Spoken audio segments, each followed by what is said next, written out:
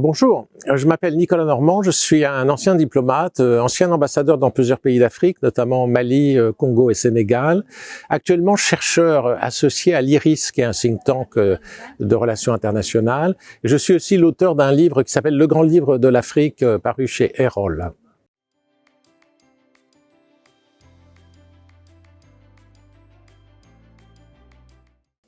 Alors, vous savez que Barkhane, qui est le dispositif militaire français, est présent au Sahel depuis 2014. En fait, l'armée française est présente depuis 2013. Ça s'appelait Serval au début. En 2013, on est intervenu lorsque le nord du Mali était occupé, coupé du reste du pays, occupé par les djihadistes. Et ensuite, ça s'est appelé Barkhane depuis 2014. Alors, en ce moment, il y a un peu une crise entre le Mali et la France, et en particulier, une partie au moins de la population malienne rejette la politique française, et en particulier la présence militaire française, qu'ils comprennent mal et qu'ils n'apprécient pas. Alors, quelles sont les raisons de ce rejet ou de cette incompréhension?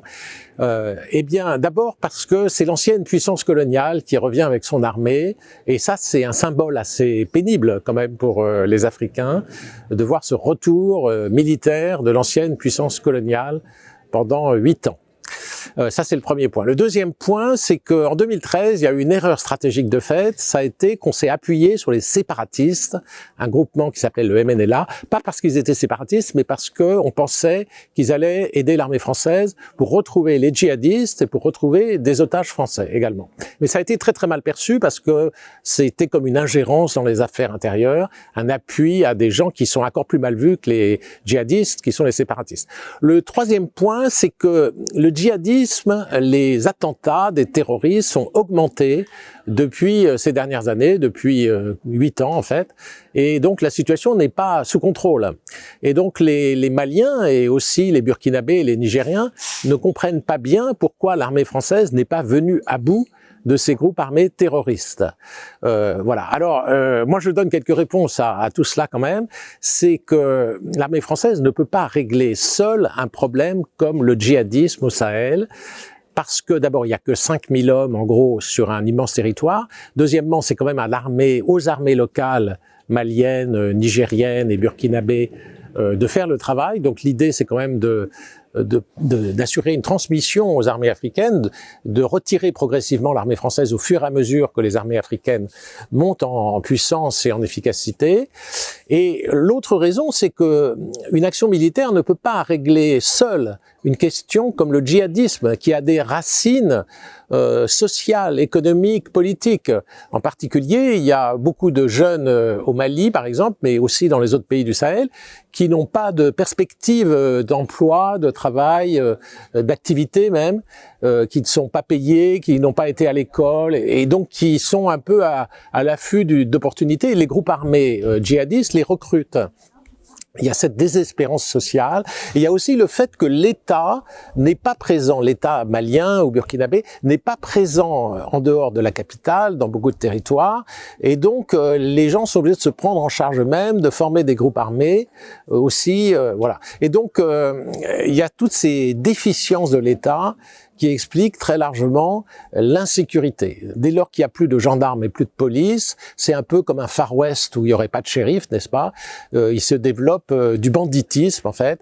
Et ce banditisme, il est en fait encadré maintenant par des idéologues, des militants djihadistes qui ont donc cette conception très radicale de l'islam. En principe, l'islam est une religion non violente. Le Coran dit il n'y a pas de contrainte en religion. Donc ce sont des déviants par rapport à la religion musulmane, mais ils sont très actifs et ils sont affiliés, vous le savez, à Al-Qaïda ou à Daesh, voilà. Et donc, ils recrutent beaucoup de jeunes et l'armée française ne peut pas venir à bout seule. Il faut que l'État malien, burkinabé, nigérien fasse sa part de travail. Voilà.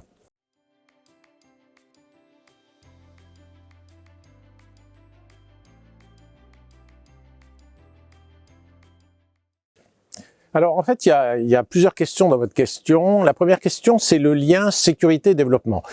C'est l'idée, à mon avis, assez fausse que l'insécurité est liée au non-développement et à la pauvreté. C'est pas une idée juste parce que il y a énormément de zones de pauvreté en Afrique où il n'y a pas d'insécurité. Donc la pauvreté ne génère pas nécessairement l'insécurité et le terrorisme ou le banditisme.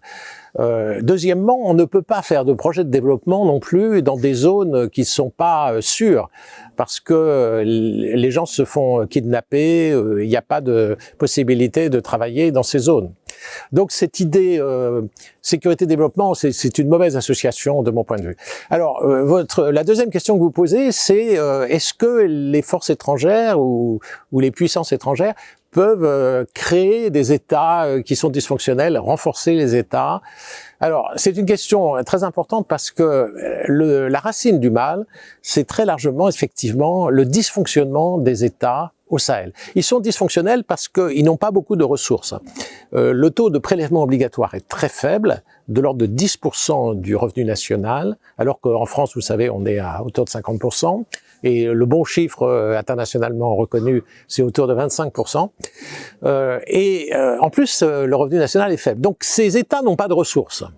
Ils n'ont pas de ressources, donc ils ne peuvent pas payer leur armée, ils ne peuvent pas payer la police, ils ne peuvent pas payer la justice, ils ne peuvent même pas payer des fonctionnaires qui sont déployés sur le territoire. Donc l'État, en pratique, est absent du territoire. Et donc, l'absence de l'État du territoire fait que les populations, premièrement, ne sont pas protégées contre le banditisme et l'insécurité.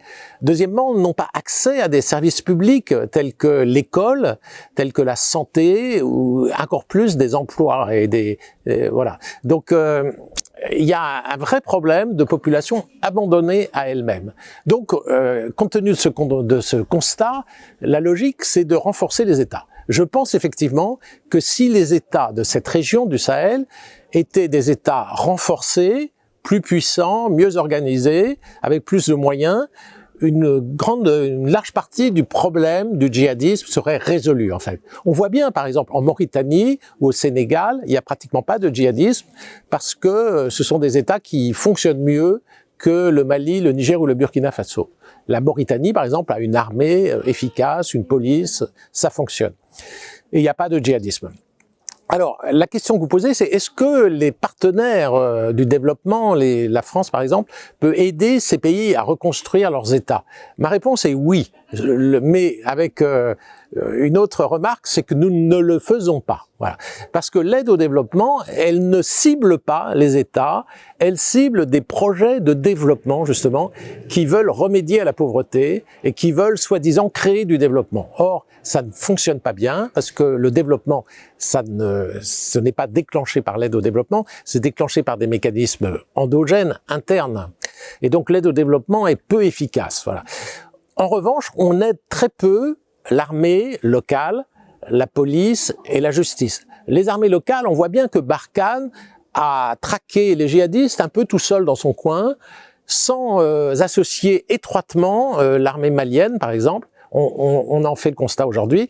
Donc, il faut modifier nos modalités d'action, et on est en train de le faire en se focalisant plus sur l'aide aux armées locales. Il est évident que ce n'est pas notre guerre fondamentalement, c'est la guerre du Mali, du Niger, du Burkina.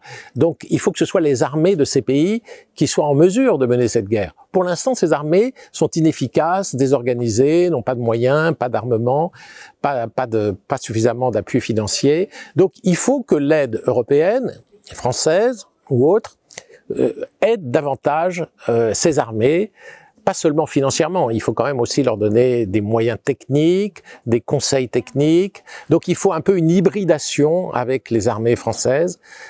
Et c'était pas le cas jusqu'à présent. Jusqu'à présent, on voyait bien, Barkhane avait des camps séparés de l'armée malienne. Aujourd'hui, il faut faire des camps mixtes et il faut s'hybrider avec l'armée malienne. Donc ça, c'est une chose à faire et je crois que c'est prévu et ça va être un progrès. Alors, il faut aussi que l'aide internationale, française notamment, aide davantage la police, la gendarmerie et la justice. Il y a un gros problème de justice. La justice ne fonctionne pas dans ces pays sahéliens. Résultat, les bandits ne sont pas punis. Donc il y a une impunité. Cette impunité favorise la violence. il est évident que s'il n'y a pas de sanctions, les gens ne font pas attention enfin, les gens sont incités à se servir par la violence. Avec une Kalachnikov, on peut s'emparer de biens d'autrui, assassiner, voler, et puisqu'il n'y a pas de sanctions. Donc, il est très important d'avoir une justice qui fonctionne, et ça, c'est aussi un secteur que l'aide internationale devrait aider davantage. Ça fait partie des solutions. Donc, il ne faut pas dire que on ne peut pas reconstruire les États. Il ne s'agit pas vraiment de reconstruire, il s'agit d'aider les États dans un secteur qui a été négligé par l'aide internationale. On s'est un peu trompé dans les objectifs de l'aide internationale en voulant court-circuiter les États. Avec les ONG, souvent, on a voulu aider directement les populations et ceci a plutôt affaibli les États, a déresponsabilisé les États. Aujourd'hui, il faut aider davantage les États. Alors, évidemment, il faut négocier ça, il faut éviter la corruption, le gaspillage, mais c'est un secteur important de renouvellement de l'aide internationale.